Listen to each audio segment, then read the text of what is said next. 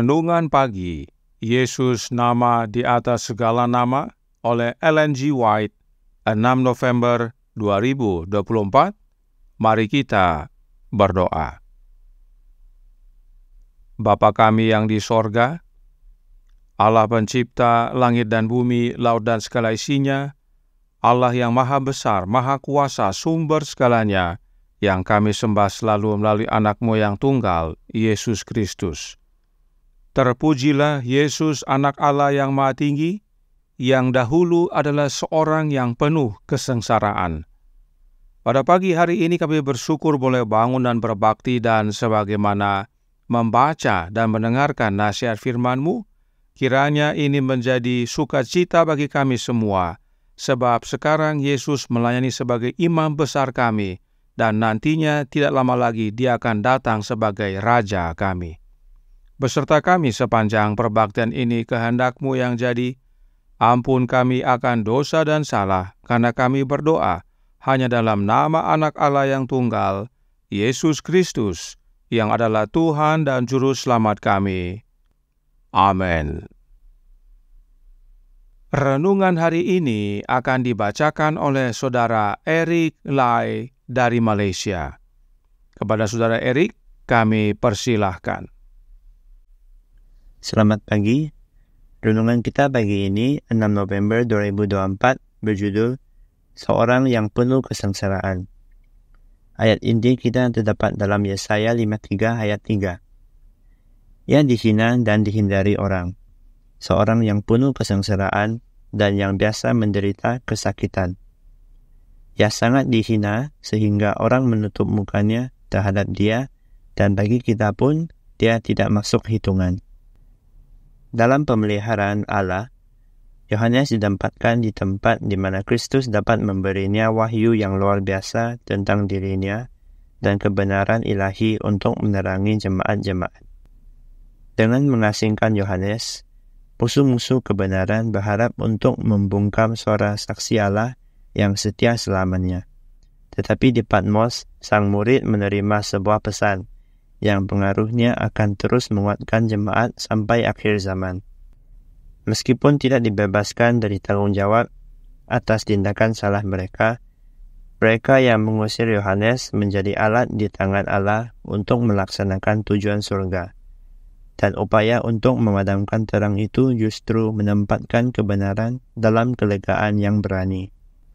Pada hari Sabat, Tuhan yang mulia menampakkan diri kepada rasul yang diasingkan. Sabat dipatuhi dengan sangat suci oleh Yohanes di Patmos, seperti ketika ia berkhotbah kepada orang-orang di kota-kota Yudea. Ia menuntut janji-janji yang berharga sebagai miliknya yang telah diberikan mengenai hari itu. Pada hari Tuhan, aku dikuasai oleh Roh, tulis Yohanes, dan aku mendengar dari belakangku suatu suara yang nyaring, seperti bunyi sangkakala. Katanya, aku adalah Alfa dan Omega, yang awal dan yang akhir. Lalu aku berpaling untuk melihat suara yang berbicara kepadaku. Dan setelah aku berpaling, tampaklah kepadaku 7 kekidian dari emas, dan di tengah-tengah kekidian itu ada seorang serupa anak manusia.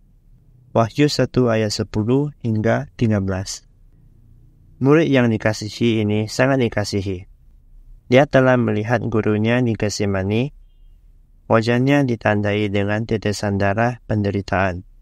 Rupanya bukan seperti manusia lagi, dan tampaknya bukan seperti anak manusia lagi. Yesaya 52 ayat 14. Dia telah melihatnya di tangan para prajurit Romawi, berpakaian jubah ungu tua, dan dimahkotai dengan duri. Dia telah melihatnya tergantung di kayu salib Kalvari, sasaran ejekan dan pelecehan yang kejam.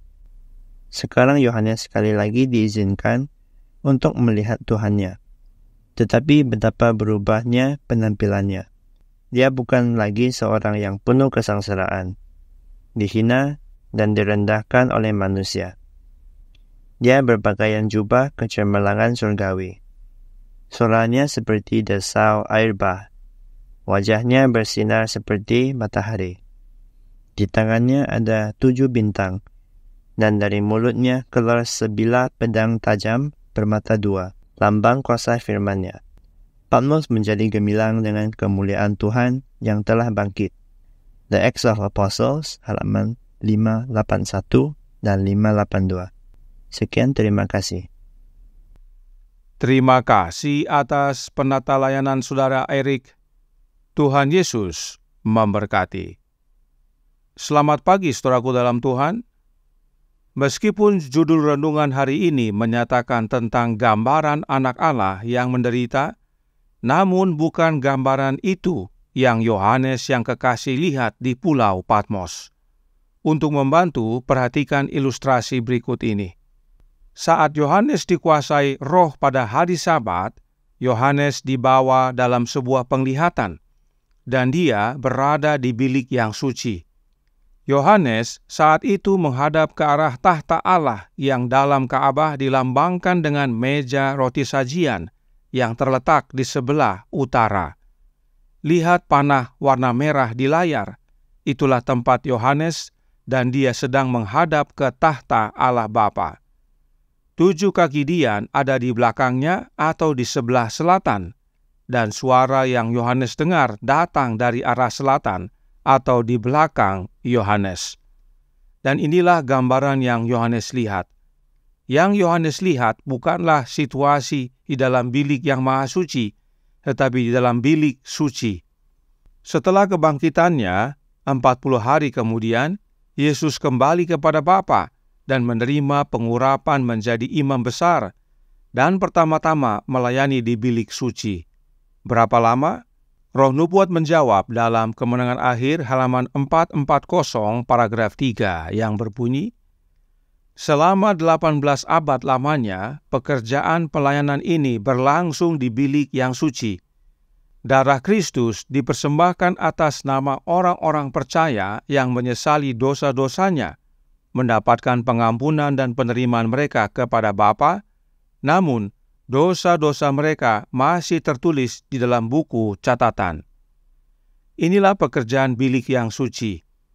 Dalam Ka'bah di padang gurun yang dibawa masuk adalah darah anak domba, tetapi di dalam Ka'bah di sorga yang dibawa masuk adalah darah Kristus. Namun, meski sudah menerima pengampunan, dosa-dosa tersebut masih tertulis dalam buku catatan, belum dibersihkan. Kapan dibersihkan? Pada hari pendamaian.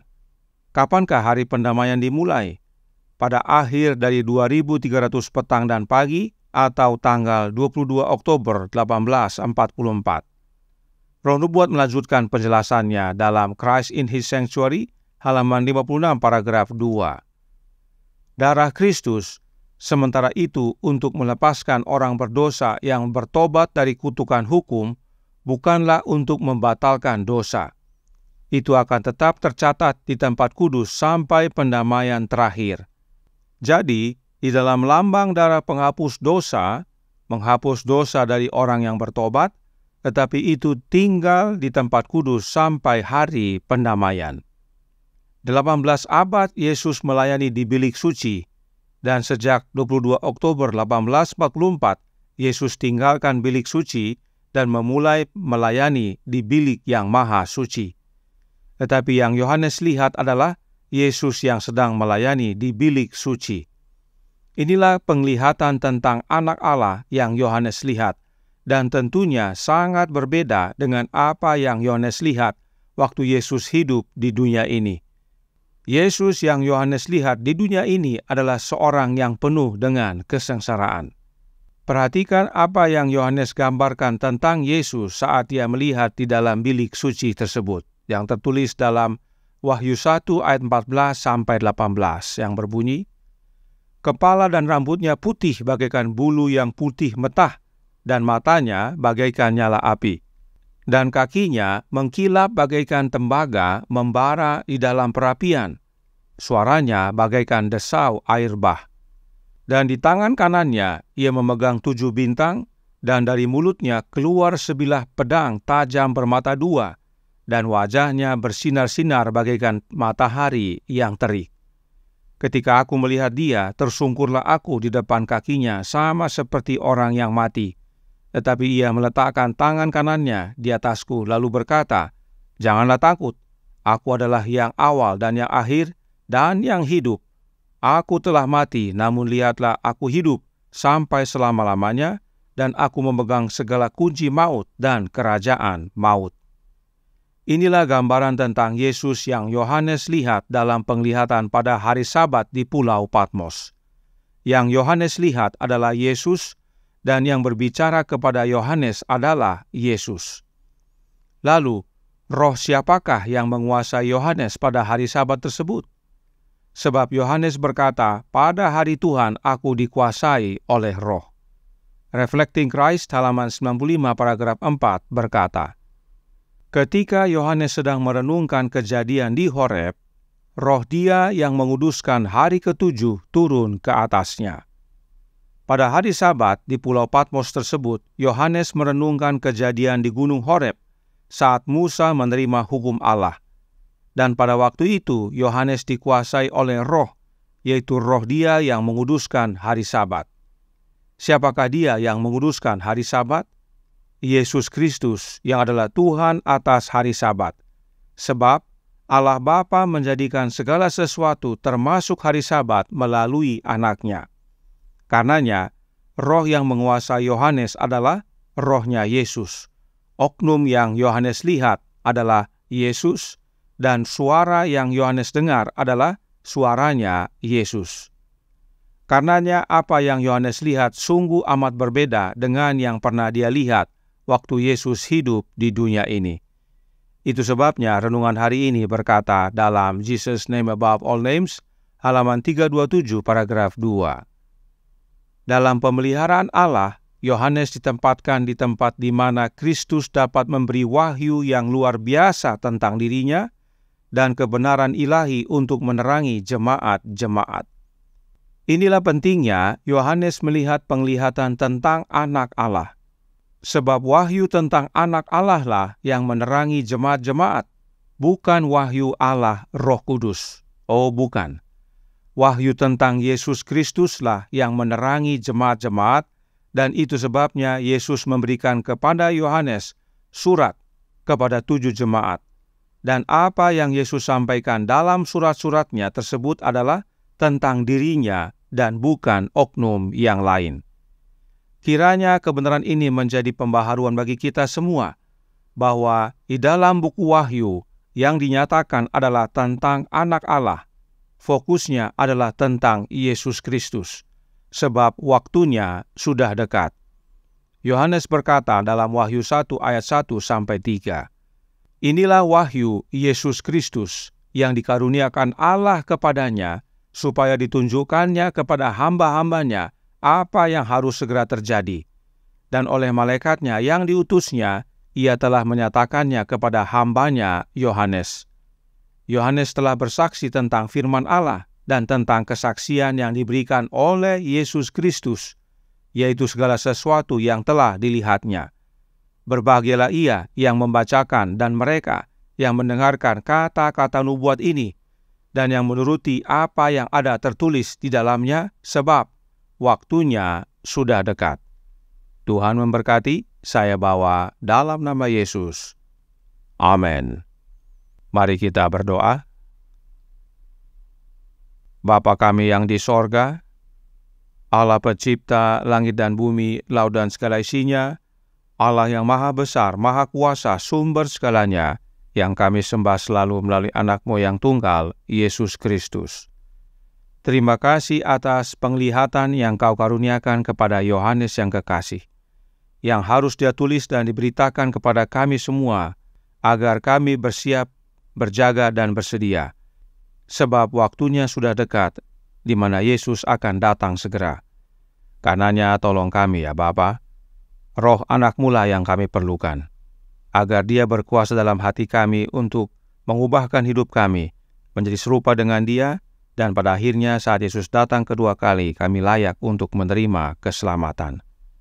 Beserta kami sepanjang hari ini kehendak-Mu yang jadi, ampun kami akan dosa dan salah, karena kami berdoa hanya dalam nama anak Allah yang tunggal, Yesus Kristus, yang adalah Tuhan dan Juru Selamat kami. Amin.